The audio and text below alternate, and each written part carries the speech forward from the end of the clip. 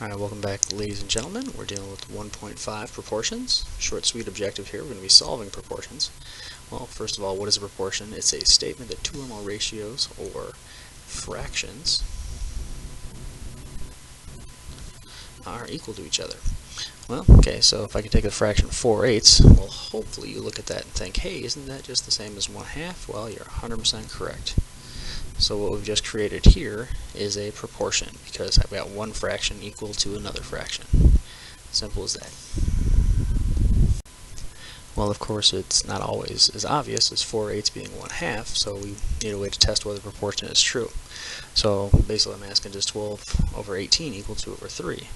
Well, maybe, maybe not, but there's several different ways we can test this, but the one I kind of like the best because it does come in handy for some other things is the cross multiply technique.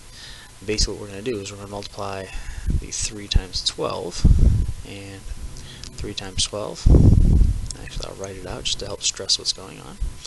And then same thing, I'm going to multiply the other two, 18 times 2, and basically ask, does 18 times 2 look like me equal 3 times 12? And well, 18 times 2, that's 36, and 3 times 12, that's also 36. So basically the answer is yes. All right. That means those two fractions are equal to each other. And if you're good at reducing, hopefully you can look at that 12 over 18 and think, hey, I can reduce by 6, and it brings it down to a 2 on top and a 3 on the bottom, so clearly that's the same thing as 2 on top and 3 on the bottom. Alright, so here we go on the bottom here. We can, basically, I already said it, but here it is again, we can cross multiply to test whether the proportion is true or not, but we can also use that to turn a messy looking equation to something nicer or easier, depending on your point of view here. But cross multiplying, very powerful mathematical tool. Let's put it to use. Alright, so let's move on to solving proportions. And basically what that means is instead of having numbers in all four positions here, notice that I've got a variable here. And so basically we're assuming that these two things are equal to each other because, heck, we're given an equal sign and we're not giving a kind of a question sort of thing here. We're being told to solve it. Alright, so basically we want to find out what x is that will make these two equal to each other. And so basically what we just did in the last one is we're going to cross multiply. So I'm going to multiply the 5 times the x. So I'm going to take 5 times x, and then I'm going to take 75 times 3, and basically that equal sign is going to come straight down. We're going to let those two equal each other, and that's going to give us an equation that's not too hairy, hopefully. So, well, 5 times x, that's easier to be said as 5x, and then 75 times 3, okay, maybe that's not super obvious, but if you think if I had 75 cents and I had that 3 times over, what would I have? Alright, I would have $2.25. So maybe you can do multiply by 75 better than you think you can. Alright, that being said, if I've got 5x equals 225, I simply divide by 5 to get the x by itself. Those guys cancel. And 5 into 225 goes 45 times. Okay, now I don't expect you to know that one off the top of your head, but that's what it is. So there you go. There's an equation that can be solved. Even though it starts out as a couple of fractions, we can quickly turn it into something without fractions in it, which is hopefully not too bad to solve. Alright, let's look at one more, and actually the sole reason for this one is I don't want you to freak out if the variable is not in the upper left corner. That could be pretty much in any of the 4 slots, and the process basically works the same. Alright, so I'm still going to take one cross, 18 times 5, and put it right here. And I'm going to put my equal sign down and do whatever the other cross is, in this case 50 times k. Alright, so not the most obvious thing in the world, but if we take 18 times 5, that works out to be 90. And then of course 50k, can't do much with it other than write 50k. Alright, again, I've got a variable over here on the right, so I want to undo whatever's next to it, in this case the 50, so I divide by 50. Alright, and I do get kind of something a little decimally here, but don't worry about it too much. 9 over 5 is what I can reduce to if you want to go with fractions, and if you like that, I'm ecstatic and thrilled. Or, if you prefer, you can get the decimal version of that, and 90 divided by 50, if you punch that in your calculator and get a decimal, it should give you a 1.8.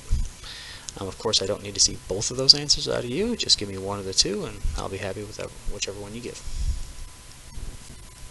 Alright, let's take another one. We've added a little wrinkle of difficulty, I suppose. I've got 9 over 5 equals x plus 4 over 10. Now this x plus 4, notice you have kind of two different pieces up here, and what that's going to do is create a distribution for us as we go through our process. But overall, it doesn't change. Okay, we got the 9 times 10, well, 9 times 10, no big deal here, and then we have the 5 times the whole thing, and that's one mistake people make sometimes. They don't use the whole thing up on top, but basically it's 5 times, and now I'm going to use a parenthesis because again I have a multiple term expression, x plus 4. Alright, so then the 9 times 10, that's just a 90, and then we can distribute the 5 into a 5x plus 20. Again, that's one thing that people tend to forget here. A lot of people give me a 5x, but then sometimes they give me a 4 instead of the 20 from the distribution. But now we've got a kind of a regular equation, if you will, so you just do the regular steps. In this case, subtract 20 down to a 70, and then you still got the 5x, so you divide by the 5.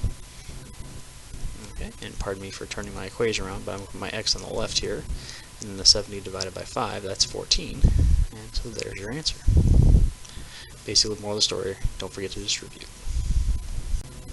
Alright, here's another one with a new little wrinkle in it, is we just cross multiply here, we get the 3x times a 2, and people like to freak out there, although personally I like to write the non-variable guy first in a case like this. So I've got 2 times 3x, and in the future that's going to give me a nice little 6x, but I am getting ahead of myself here a little bit. I still do need to take the 5 times the x minus 7, and again, notice it's a multiple term thing, so probably the best way to write this is the 5 first, then a parenthesis, and the x minus 7. Okay, and then we're going to distribute, giving us a 5x minus 35. Alright, and again, at this point it's a very normal looking equation, so I'm going to subtract the 5x from both sides, because I can't add the 35 because they've got no like terms, so I don't think that'll do me much good. So again, I subtract the 5x from both sides. Okay, now I've got 6x minus 5x, which is 1x, which again, the 1 is optional. I know some folks like to write it, but I personally don't, because, in this case, as I bring down the negative 35, right here, look, I'm done. I have the x by itself. People like to write the 1 there, usually take one more step and divide by 1, but hey, if I can not do a step at a problem and still get to the right answer that much faster, I'm just happy about doing that. Alright, one more here. We got kind of a worst case scenario, I suppose, because if you notice here, for both of my crosses and my cross multiplication, I've got multiple parts.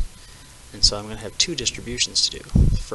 And one of them will be 11 and an n plus 6. If you're asking, does it matter which one you do first, the answer is completely no. So then I'm going to take the 4 and then the 2n plus 9. So again, I think it's best to write that as a distribution. Alright, and then once you get those two things written, the best thing to do is do your distributions. Alright, so then I've got 8n plus 36 there.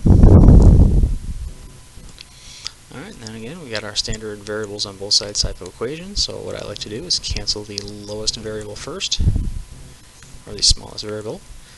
So I get a 3n plus 66 equals 36. Okay, now at this point I don't really have many options, so I'm going to subtract my 66. I think that gets me the best progress. And then this gives me a negative 30 right there. Dividing off my 3 quickly gets me a negative 10, and there we are. Variables by itself, so I know I'm done. Alrighty, as per usual, here are some problems to try on your own, and we'll talk about these at the beginning of class. See you then.